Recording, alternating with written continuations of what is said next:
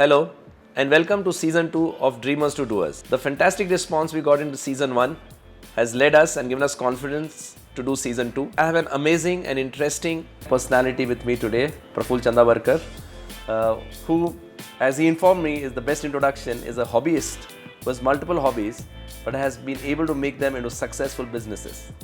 I know Praful since 1996, 95, 96 when I started Seagull, and that's the time when Praful had started his small Malaka Spice on lane number 6.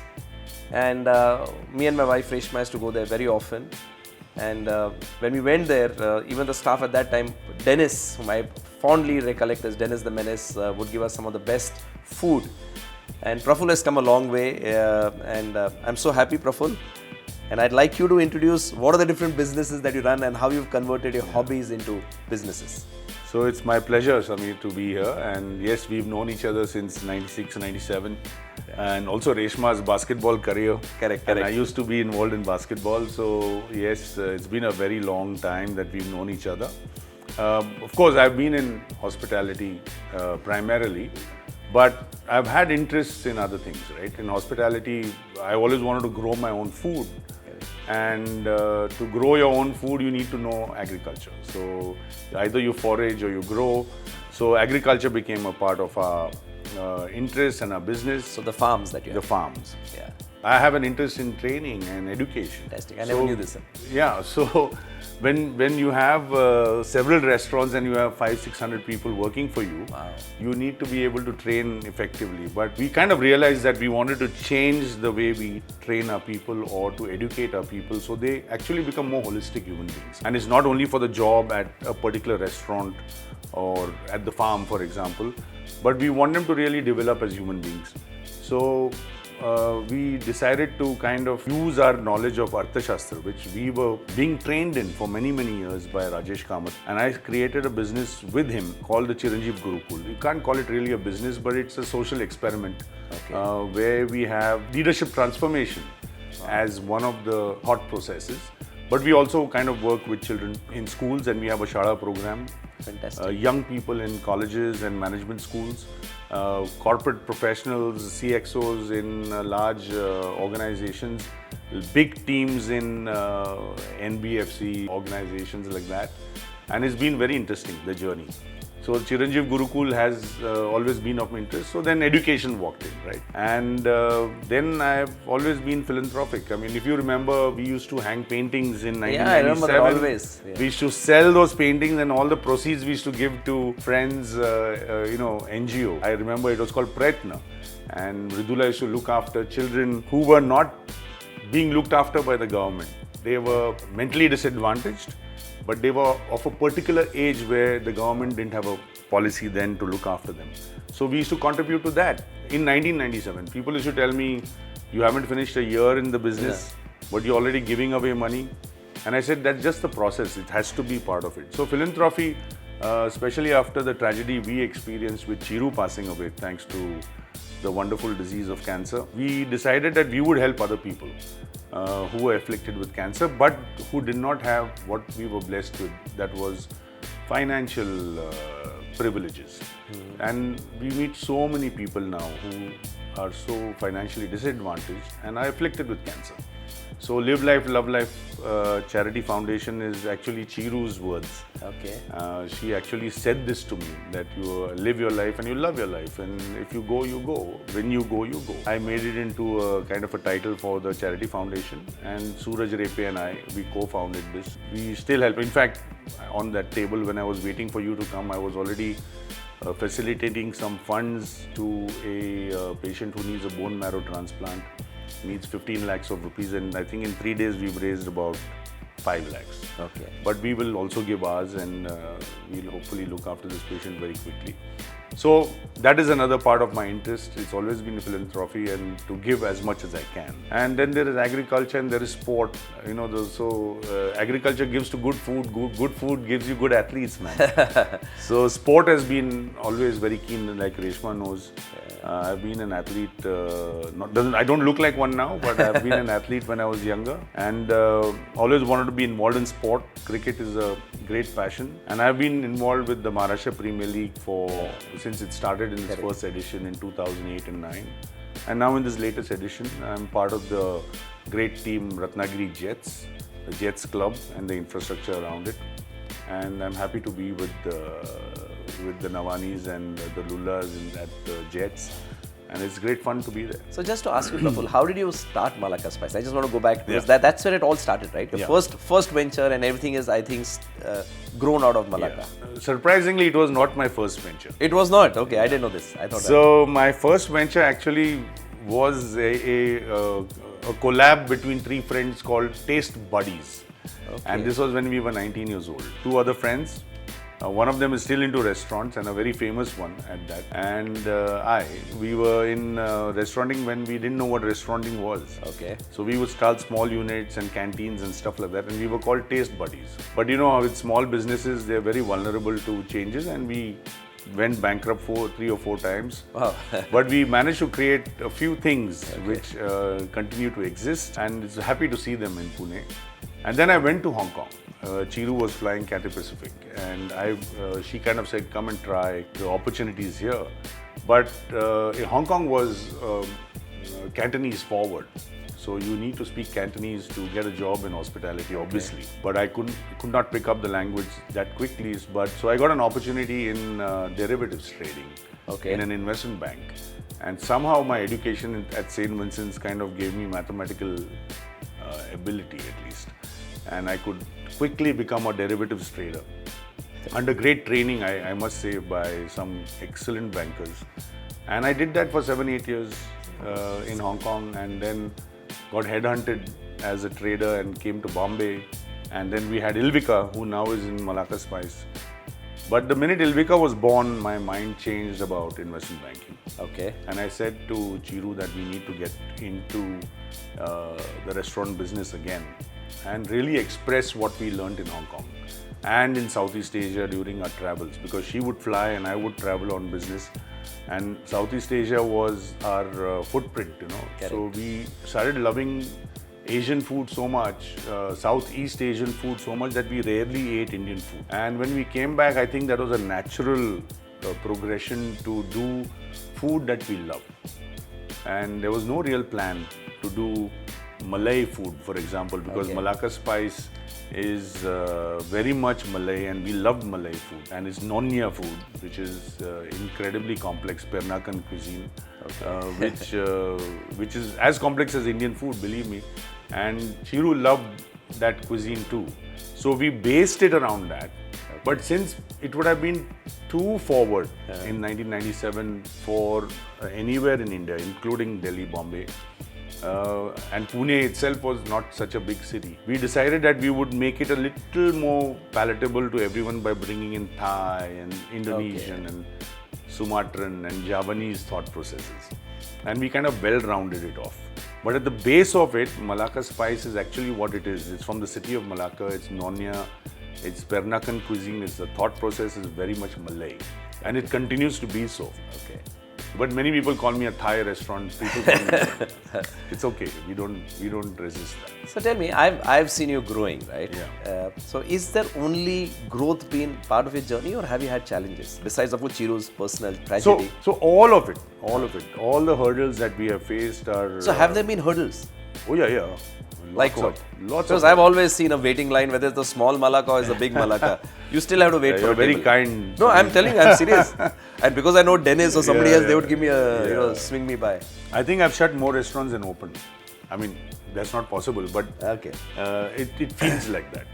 I've shut fair amount of restaurants. I've shut restaurants in Hyderabad, I've shut restaurants in Goa, I've shut restaurants in Nasik, I've shut restaurants in Pune. So, no, I remember the one in Baner, but I never found. Yeah, but that was COVID. You know, multiple number of factors.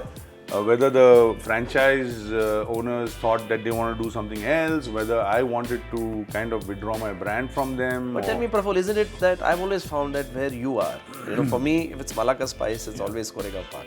Now you said you're going to set up something in Baner. Yeah. I have one in Karadi as well. So you may Karadi.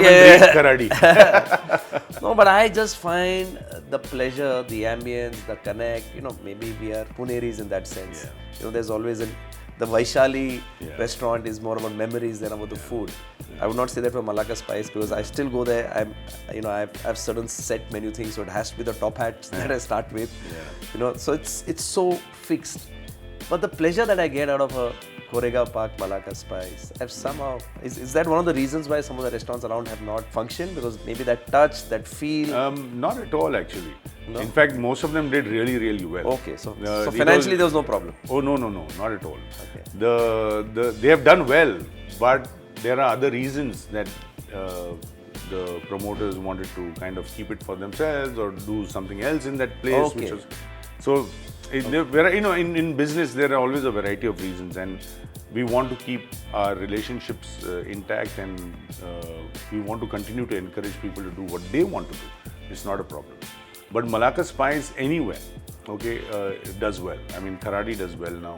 So Kharadi is run by you or it's a franchise? No, it's ours. Okay. In fact, even the property is owned by us. Okay. So Kharadi, maybe I may not even be seen over there, but the principles, the protocols, the role, the SOPs that we have are standard, and they are continuously trained for that. And also the base of the Arthashastra is so strong that each and every manager, every leader is operating in a way which is pure Atithi Devo Bhava. Okay. So we are in the seva of everyone who walks in. So the warmth is unquestionable. In fact, I feel that today it's almost universal in all the hospitality restaurants that we are either managing or own. That warmth seems to be universal. So we are very thankful for the kind of training we've been imparted through the learnings of Kautilyan philosophy, and I think it really helps us. I don't really believe that maybe the Koregaon Park restaurant is better than the Kharadi restaurant. They each have their own character, because it depends on the space that we've been given through our real estate luck, that you can kind of develop it. We have a big garden in Koregaon Park. We don't have such a big garden in Kharadi. I think in Baner place it might all be indoors.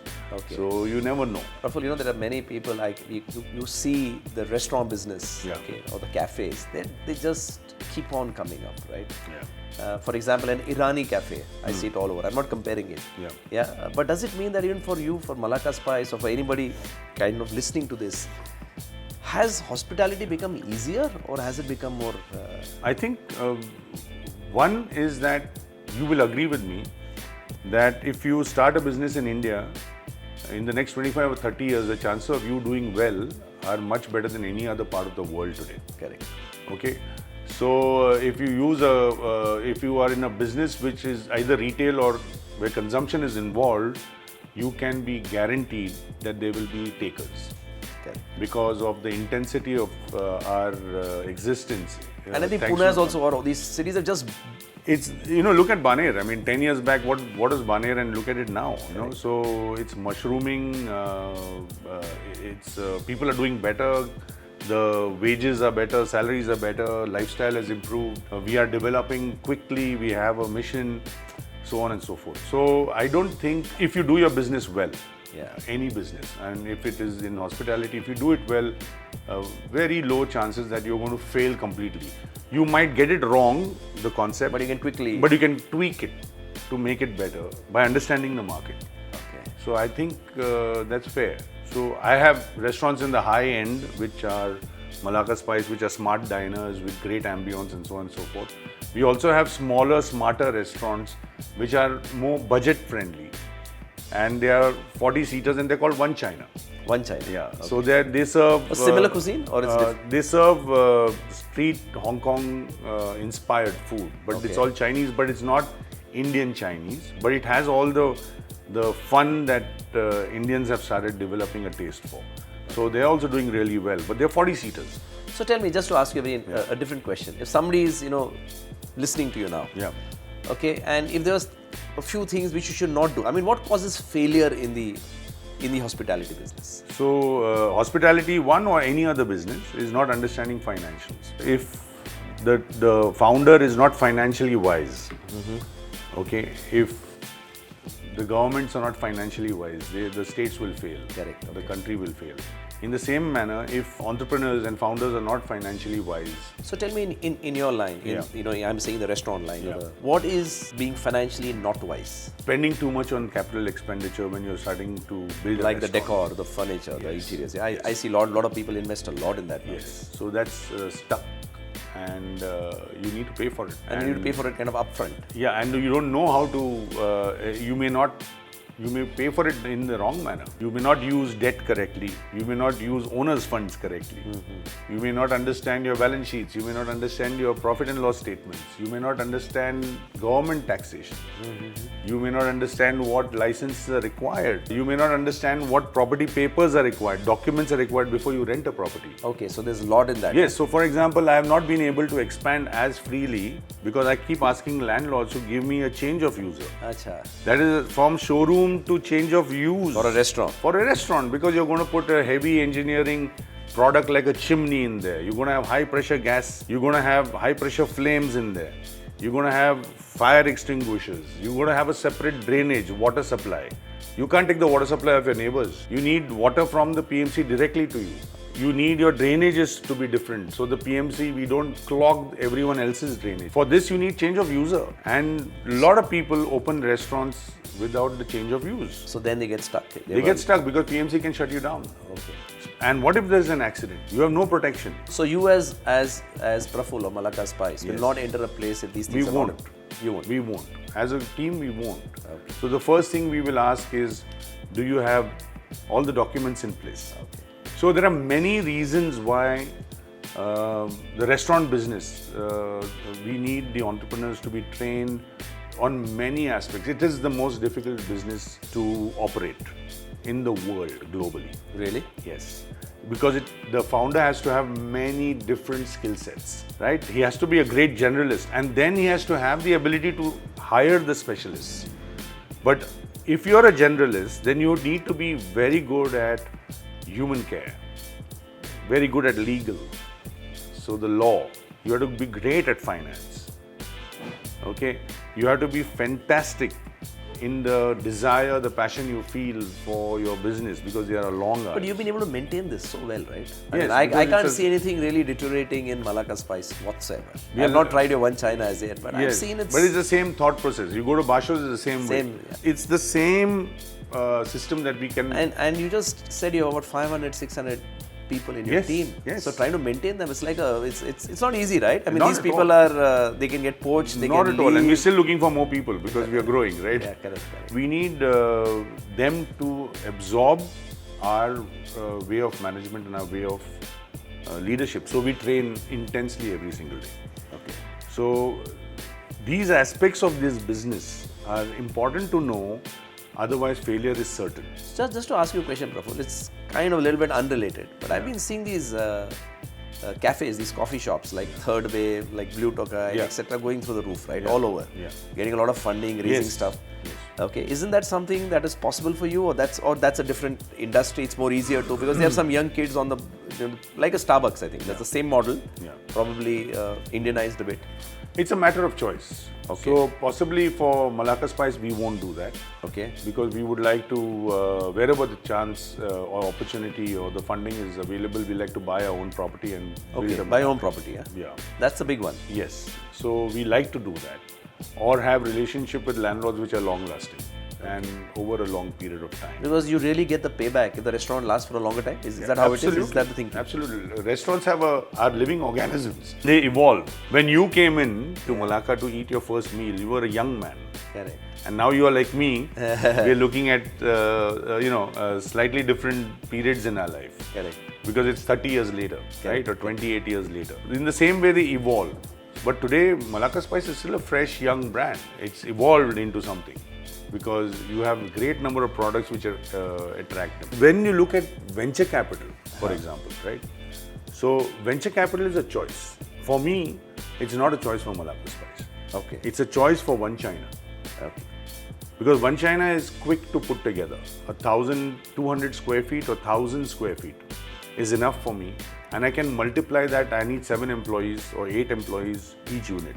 And you can keep on. And I can keep rolling them out. But if I then take funding, what will I be evaluated at? So it's been 3 years now. I know exactly how One China operates. Okay. Right? And I want to figure out that I can get to the first 10 myself, and then get to the next 100 With someone. Okay. But Malaka Spice, I don't think so. I mean, after I'm gone, maybe my kids will get smarter at it. But Ilvika and Elisha are very much part of the thought process of Malaka Spice. Ilvika works with us. Elisha works in Bombay with O Pedro. But nonetheless, it's they're part of the hospitality business. So they will be exposed to various things. I'm very keen to understand what is growth. Is growth 100% ownership, or is it 5% ownership? I don't know, right? I think empires were built by emperors or kings who wanted 100% of everything. Okay, in that sense. And then they collaborated maybe, you know. So I know that Chandragupta Maurya didn't shed too much blood to increase his empire. He collaborated very smartly with different kingdoms, but had his say. So maybe collaborations and maybe 100% ownership of what you own. I see a lot of people dilute what they have for growth. But is that really growth then? Because you're giving away something for that exponential growth. But is that really exponential, and is it making you that kind of money, and do you have enough control? So if the founder goes down to 5 and 7%, is that really growth?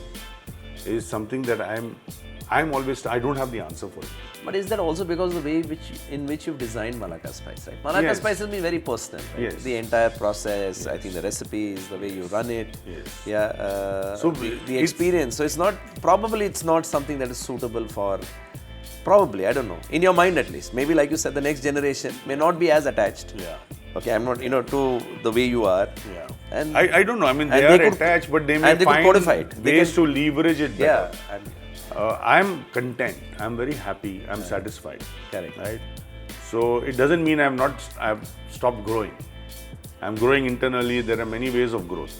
People don't understand what real growth is sometimes. Growth is not only expansion and monetary benefit. There are many other kinds of growth. So the foundational growth that we have may be very, very deep. Also, I look at ROL more than ROI. What is ROL? That's a new one. Return on life. Okay, lovely. Compared to return on investment. So the return on life I've got from my initial investments in Malaka Spice or anything that I have spent on and invested in has been fantastic. So I wouldn't so all the hurdles that we talked about earlier have been immense, but they've only made me learn. So I've learned a lot. So what kind of hurdles have you had? The most important hurdle that I face is internal. Okay, so that's to do with my own challenges of everything that I feel, whether it is anger, whether it's greed, whether it is foolhardiness, whether it is pride, whether it is any of the other aspects. I don't see any of those, Praful. But those have been my struggles. Okay. I mean, then you've successfully. Of course, you're still growing, but I'm assuming. So let's just say that they are at 40% and I am at 60%, right? So I hope they never grow more than that. So I don't think now they will. Well, you never know. So never take them for granted, right? That's true. So we actually call it lagpaf. So lagpaf in our Arthashastra, it means lust, anger, greed, pride, arrogance, and foolhardiness. So these guys are the asuras. They're always waiting to climb. So the Devic thought processes that we have, which come through yama, niyama, asana, prana. I never knew this side of you. I'm amazed. So all of the ashtang that you practice kind of helps you develop the Swami within and keeps these negatives or the asuras of your own life down. And the Daivic ability comes up. So, Praful, more and more I think of you now. I see you less as a restaurateur and more as a guru. And I'm serious about it. For myself. I don't know. I mean, for anybody, for me who's listening, I'm very keen to understand Arthashastra. I don't know anything about it, and maybe that's a conversation I'll have with you. Right. Afterwards. So it's what we work on, and it's very scientific. In the sense that we have a system called the Dincharya, which you know, which is like your daily activities, but it is controlled by the Saptang, which is an energy circle. At the energy circle, right in the middle, there is a Swami. That is you. So if you have to start your day, you start with yourself. So how do you start your day? So you have to use all that is available to you in yoga. So if you go to Yama and Niyama, all the 10 commandments, for example, right? Right thoughts, no violence, that kind of thing, even in thought, right? So if you look at all the Yama Niyama, then you go to asana. That means, would you exercise every single day? Yes, you would. Yeah. Because there is asana. Even if you sit on your bed and you stretch and do all your basic stretching, or you go into the gym and lift weights, or you swim, it doesn't matter, but you have to exercise. So that is asana. Then comes pranayam. So after your asana has given your body stability, you do your pranayam, which is your breath work, your energy work. And that is very important. Today, I just went to a gym, to a wellness center where they are trying to infuse oxygen into you. I know, this is a new one, right? Because oxygen bars. Yeah, Not only that, they're also doing those intravenous. So just imagine if pranayam is available to you for the last 5,000 years or more. I mean, the formulated one by Patanjali is about 7,000 years, and if it's available to you, why aren't you using it? Then after pranayam, it's a natural process that when you control or at least have an understanding of the energy in your own body, you calm down and you get to pratyahara. So I'm going to ask you... So you internalize it. Then you get to dharana, and then you get to the meditative thought of dhyan, which is in the same period. And then that if you are aware enough, you might see different kinds of samadhi. So this is your development of yourself first, every single day. So Praful, I'm going to ask you one thing. I mean, I've never seen you in this avatar, if I can say. Yeah, right. I always saw you as that. Sometimes I always saw you as the tragedies in your life allow you to grow. Wow. So the tragedy in your life is sometimes an opportunity to grow. No, it's always an opportunity for you to grow. So whether it's failure in business, or if it is a death of your loved one, or it is something like that. So which one made you grow the most? I think Chiru's death. Yeah. For sure, yeah. And that happened very fast, if I remember. Yes, very fast and unbelievable, unimaginable. So that kind of really affected. It allowed me to kind of grow a lot. So when did you become this part of you? I think when we were trying to, both she and I were trying to fight for her life, both of us experimented a lot with going within. And the fear of death, you know, is even the greatest of meditators will fear it, because it's I mean, not the greatest of meditators, but some are who on the path.